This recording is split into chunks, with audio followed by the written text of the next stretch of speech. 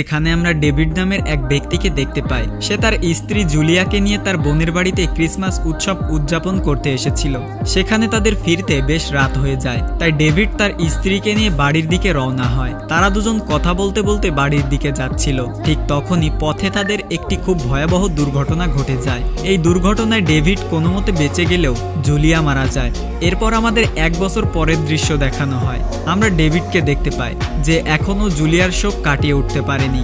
সে এখন একাকী থাকতে অভ্যস্ত হয়ে গেছে।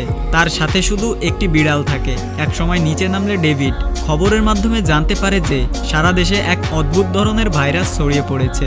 এই ভাইরাসে সংক্রমিত মানুষজন জম্বিতে পরিণত হচ্ছে। ভাইরাসটি খুব দ্রুত সারা দেশে ছড়াচ্ছে, তাই যারাই যেখানে আছে তাদের নিজেদের সুরক্ষিত রাখতে বলা হচ্ছে। এসব জানার পরেও ডেভিডের উপর কোনো প্রভাব পড়ল না। কিছুক্ষণ পরে সে সমুদ্রের ধারে পৌঁছায়। আসলে গত বছর ডেভিডের স্ত্রী একটি নৌকা কিনেছিল এবং সেটি বিক্রি করতেই ডেভিড এখানে এসেছে।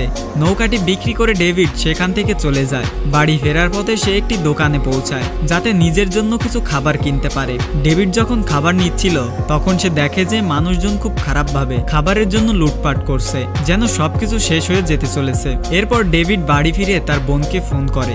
ডেভিডের বোন তাকে জানায় যে তার স্বামী আর্মিতে আছে, তাই তিনি তাকে বলেছেন যে যেসব মানুষ তাদের বাড়িতে সুরক্ষিত আছে তাদের সবাইকে সেখান থেকে বের করে একটি নিরাপদ দ্বীপে নিয়ে যাওয়া হচ্ছে।